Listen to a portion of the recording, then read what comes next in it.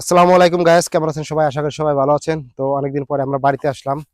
তো বাড়িতে আসার পরে আমাদের এই যে জমিটা এই জমিটা আমরা নিজস্বরা চাষ করেছি। এটা হয়তোবা আমরা মানে এই জমিতে মাশাআল্লাহ ধানের ছড়াগুলো অনেক সুন্দর হয়েছে। একটু ধান এনে দেখাও। দেখেন, এই যে ধানের অনেক সুন্দর হয়েছে, কেবল এইগুলোকে দুধ আসছে।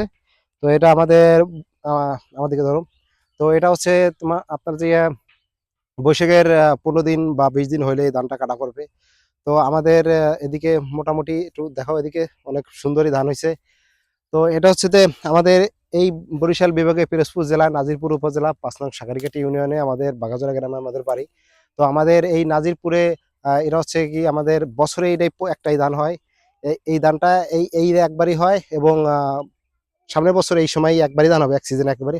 অনেক জায়গা তো 2 সিজন বা 3 সিজন ধান চাষ বা অন্য অন্য সব মানে ফসলাদি চাষ হয়। তা সেই হিসেবে এই ধানটার উপরে আমরা সবসময় যেন তাকিয়ে থাকি। যদি এই ধানটা আমাদের ফলন খারাপ হয় তো আমাদের অনেক প্রভাব পড়ে। যেমন এইটাও একটা ধান, এটাও একটা ধান। এটা হচ্ছে যে আমরা ভোজন ধান যেটাকে বলি। এটা হচ্ছে 28 হিরে ধান। তো মাসাল্লাহ এই ধানটাও খারাপ হয়েছে। এটা হচ্ছে আমাদের পাশের বাড়ির একজনের, এই ধানটা হলো আমাদের নিজস্ব। তো আমরা আসলে ধানের যে এখন দেখা যায় যে আপনার যে ধানের মন হচ্ছে এখন আপনার 1400 টাকা বা 1300 টাকা করে মন আমাদের এখন কিনা লাগে। তো আমরা যখন মানে বিক্রি করতে যাব, তখন পরে আপনারা পাবেন যে দেখা যাবে যে 800 বা 900 এরকম করে দাম। তো একটা কিষানের দাম পড়ে 1200 টাকা 1300 টাকা কিষান দিয়ে আপনার তাদের 3 বেলা খাওয়াইয়া আমাদের এই ধান কাটা লাগে। তো আমরা ন্যায্য আমরা চাই যে আমরা ন্যায্য ধানের দামটাই যেন পাই। কারণ আমাদের ফসলের এত কষ্ট করে আমরা তো করে ফসল যদি আমরা ফলাই, তাহলে তার ন্যায্য মূল্য যদি আমরা না পাই, তাহলে তো আসলে আমাদের কষ্ট লাগবেই। কারণ কৃষক বারবার এই বাংলাদেশে আমাদের অবহেলিত। আমরা ন্যায্য মূল্য পাই না। আমরা অবশ্যই দাবি করব যে আপনাদের কাছে যেন আমরা ন্যায্য মূল্যটাই পাই।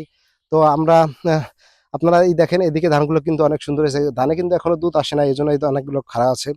তো এই ধানটা দুধ আসছে এই জন্য মার্শাল্লাহ ছড়াগুলো অনেক সুন্দর সুন্দর হয়েছে। একটু আমি একটু দেখা দাও, আমি একটু দেখাই। দেখেন, অনেক সুন্দর ধান হয়েছে।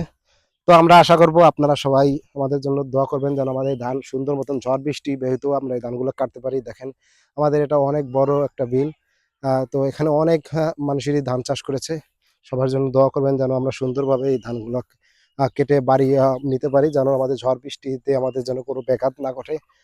মাশাল্লাহ আমাদের ধানগুলোকে অনেক সুন্দর হয়েছে। আমিও যদিও বাইরে থাকা হয়, তো আসলাম বাড়িতে, তার জন্য আমি একটু আসলাম এদিকে। তো ভাবলাম যে একটা ভিডিও করি।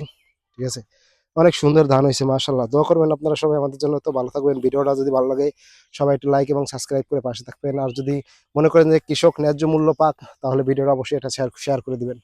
ধন্যবাদ সবাইকে। বাবা ঘামাই গেছে। মাশাআল্লাহ, খুব খারাপ হয়েছে। ভিডিও বানাতে কি হাজাইছিল আর এদিকে এলো